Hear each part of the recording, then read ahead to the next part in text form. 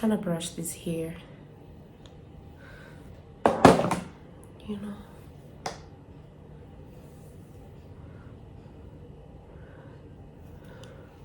Guys, I'm not into weaves, hey? Like, I love wigs, but I'm not into them like that. So much that I've only got one weave, but also I'm tired of my short hair, so hence I've put on this wig. I need to buy myself another one. I'm getting ready to record a video, so I just want to make myself look presentable. I think I do look presentable now. Do this.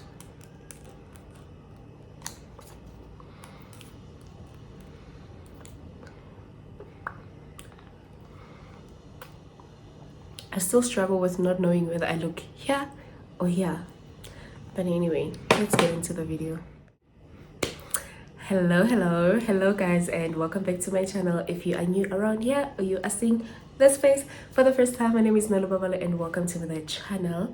Please like, please comment, please share the video, please stay, please watch my other videos and so guys, I was going through Facebook and I was minding my own business. Joking, I'm never. Who minds their own business on Facebook? There's always something that will make you be in other people's business. But anyway, I wish I had a hand lotion somewhere close to me, but I don't have. My hands are so dry. Anyway, yeah, so I was minding my own business, whatever that means, and then I came across this post of this lady who says that this girl, I think this girl posted on Facebook needing help with getting to university, and she wanted somebody to book her a bus ticket, and this lady booked her a flight for obvious reasons, because a flight is quicker than a bus. So she bought her a ticket, and then she said that it was a ticket that you can make changes without paying. I wonder which ticket is that one. Sorry. And then this girl missed the flight. Missed the flight, and then she did not say that she has missed the flight, and then obviously they forfeited the booking. And I felt that lady's pain. Like, if I had to book somebody a flight and they miss it and they don't tell me, and then basically my money's gone, I would be pissed off. I would be hella mad, because why didn't you say something so that we can see how we sort this out? That would have pissed me off. And then it got me thinking that, you know what, let me just do a video.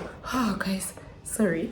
Let me just do a video where I prepare you guys on how to prepare for your first flights. If you are flying for the first ever time, this video would make sense to you, and it would obviously apply to domestic traveling. And disclaimer, the views expressed on this video do not reflect the ones of my airline, but reflect my own opinions. Let's get into the video. So first thing first, guys, check-in counters. It's where you check in for your flight, where you basically saying dizobendi corner on my flight tomorrow. It's not like, you know, I mean, it's different from using a taxi and a bus. With this one, you need to say, as much as I voluntarily bought my ticket, but I declare that I will be there tomorrow, and you select your seat and you go through the security questions and all of that. So it's a must for you to be checked in for your flight. Airlines have a very convenient way of checking in, which is the online check-in. It opens 24 hours before the flight and closes 4 hours prior to the flight departure. Meaning you can check in at the comfort of your own home, like you are sitting on this chair, and then you check in for your flight. And then there's checking in at the airports, where you go to the check-in counters, stand in the queue and check in, and you get your boarding pass, which has it's your boarding pass. It's what you use to get into the aircraft together with your ID.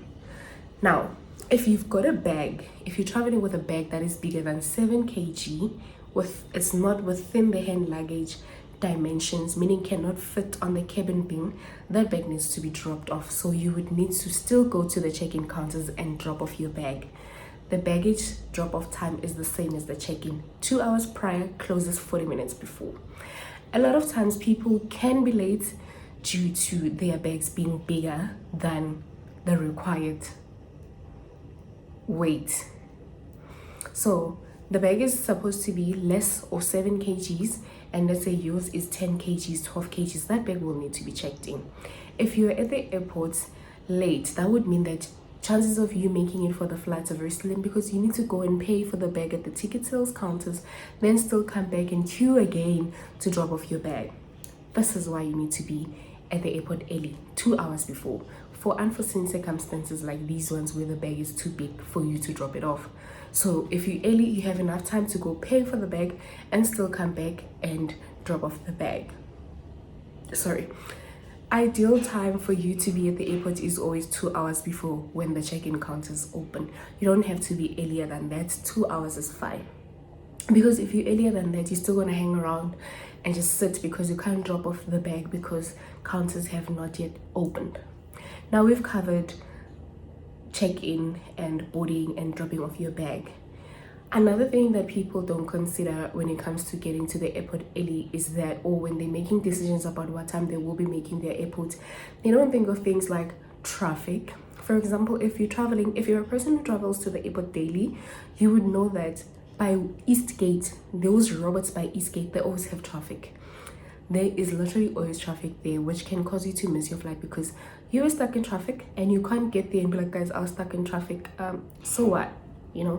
So consider things like unforeseen circumstances like accidents, or the road is closed, the driver needs to find an alternative route, or your Uber driver got to you late. That can also cause you to miss your flight. So it's always better safe than sorry. Another thing that can make you be late is you getting to the airport, such as your OR, and you do not know where to go, because when you don't want to ask. People don't like asking.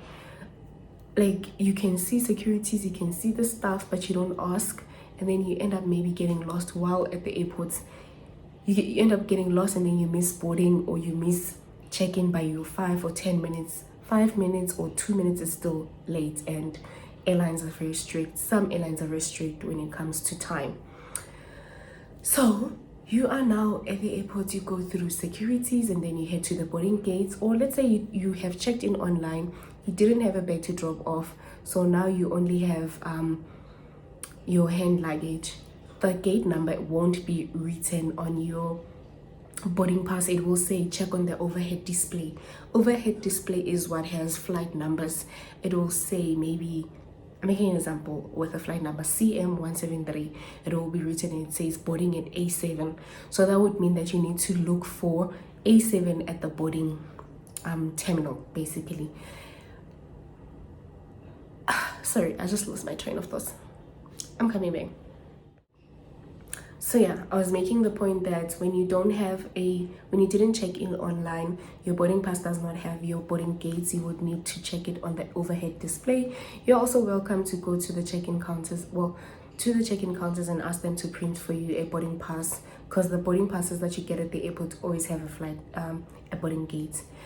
Speaking of gates, sometimes there can be gate changes. For example, when I was traveling with my sister and my parents, there was a gate change, because maybe, for example, the aircraft is parked on a parking bay that is different from the previous communicated one, so there would be a gate change.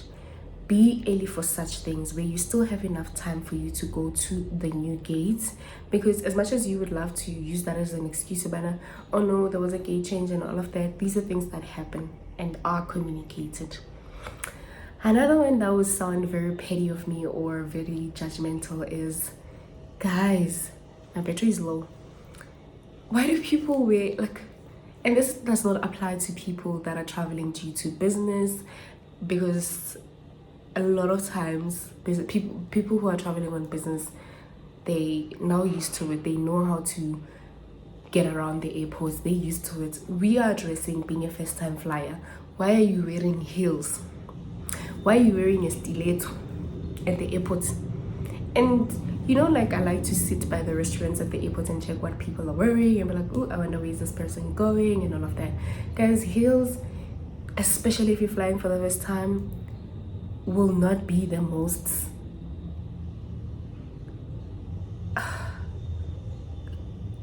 I don't know if I should use the word comfortable, but they're just practical. When you're traveling for the first time, heels are not going to be the most practical shoes, because now for things like gate changes, how are you going to run around with heels?